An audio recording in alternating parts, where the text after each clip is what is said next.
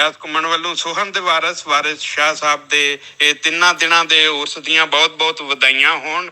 ਇਨਸਾਨੀ ਕਮਿਟਮੈਂਟ ਨੂੰ ਵੇਖਣ ਲਈ ਤੇ ਉਹਦਾ ਨਤਾਰਾ ਕਰਦੇ ਹੋਏ ਸ਼ਾਹ ਸਾਹਿਬ ਨੇ ਫਰਮਾਇਆ ਸੀ, ਜਬ ਹੋ ਫਕੀਰ ਤੇ ਪਹੁੰਚ ਮੈਥੇ, ਉੱਥੇ ਝੰਡੜਾ ਕਾਸ ਨੂੰ ਗੱਡਿਆ ਈ।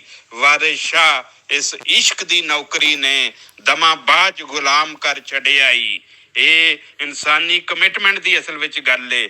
ਵਾਰਿਸ ਸ਼ਾਹ ਨੇ ਹਮੇਸ਼ਾ ਪੰਜਾਬ ਦੀ ਗੱਲ ਕੀਤੀ, ਪੰਜਾਬ ਦੇ ਦੁੱਖਾਂ ਦਰਦਾਂ ਦੀ ਗੱਲ ਕੀਤੀ, ਪੰਜਾਬੀਅਤ ਦੀ ਗੱਲ ਕੀਤੀ, ਪੰਜਾਬੀਆਂ ਦੀ ਗੱਲ ਕੀਤੀ ਤੇ ਉਹ ਬੜੇ ਹੀ ਮਾਣ ਨਾਲ ਕਹਿੰਦੇ ਨੇ ਕਿ ਵਾਰਿਸ ਸ਼ਾਹ ਮੀਆਂ ਸਭੋ ਕੰਮ ਹੁੰਦੇ ਜਦੋਂ ਰੱਬ ਹੁੰਦਾ ਮਿਹਰਬਾਨ ਮੀਆਂ।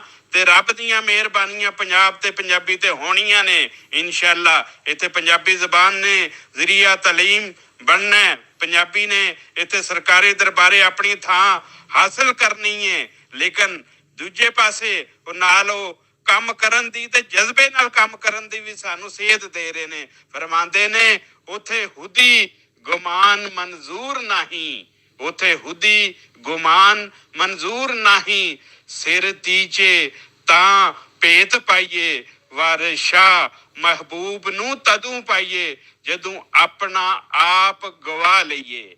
ਇਹ ਉਹ ਜਜ਼ਬਾ ਹੈ ਜਿਹੜਾ ਸਾਡੇ ਵਿੱਚ ਉਹ ਸਾਡਾ ਇਹ ਸੇਧਾਂ ਦੇਣ ਵਾਲਾ, ਸਾਨੂੰ ਇਹ ਰਾਹ ਵਹਾਣ ਵਾਲਾ ਸ਼ਾਇਰ ਕਹਿ ਰਿਹਾ ਕਿ ਅਸਾਂ ਪੰਜਾਬੀ ਜ਼ਬਾਨ ਤੇ ਪੰਜਾਬ ਨੂੰ ਅਗਰ ਮਜ਼ਬੂਤ ਬਣਾਉਣਾ ਤੇ ਸਾਨੂੰ ਆਪਣੀ ਇਸ ਤਹਿਰੀਕ ਨੂੰ ਹੋਰ ਵੀ ਮਜ਼ਬੂਤ ਕਰਨਾ ਚਾਹੀਦਾ ਹੈ। ਇਹਦੇ ਲਈ ਆਪਣੀ ਜਿੰਦ ਜਾਨ ਦੀ ਵੀ ਪਰਵਾਹ ਨਹੀਂ ਕਰਨੀ ਚਾਹੀਦੀ। ਇੱਕ ਹੋਰ ਥਾਂ ਵਾਰਿਸ ਸ਼ਾਹ ਫਰਮਾਉਂਦੇ ਨੇ, ਵਾਰਿਸ ਸ਼ਾਹ ਮੀਆਂ ਇਹਨਾਂ ਆਸ਼ਕਾਂ ਨੂੰ ਫਿਕਰ ਜ਼ਰਾ ਨਾ ਜਿੰਦ ਗਵਾਵਣੇ ਦਾ। ਤੇ ਸਾਨੂੰ ਆਪਣੀ ਜ਼ੁਬਾਨ, ਆਪਣੀ ਧਰਤੀ, ਆਪਣੇ ਲੋਕਾਂ ਦੀ ਖਿਦਮਤ ਕਰਨ ਲਈ ਇਸ ਤਰ੍ਹਾਂ ਵਿੱਚ ਮੈਦਾਨ ਵਿੱਚ ਨਿਤਰ ਕੇ ਆਉਣਾ ਚਾਹੀਦਾ ਕਿ ਅਸੀਂ ਹਰ ਹਾਲ ਵਿੱਚ ਆਪਣੇ ਸਾਰੇ ਹੱਕ ਹਾਸਲ ਕਰਨੇ ਨੇ। ਬਹੁਤ ਸ਼ੁਕਰੀਆ ਲਿਆਸ ਘੁੰਮਣ ਵੱਲੋਂ, ਬਹੁਤ ਮਿਹਰਬਾਨੀ ਤੁਹਾਡੀ।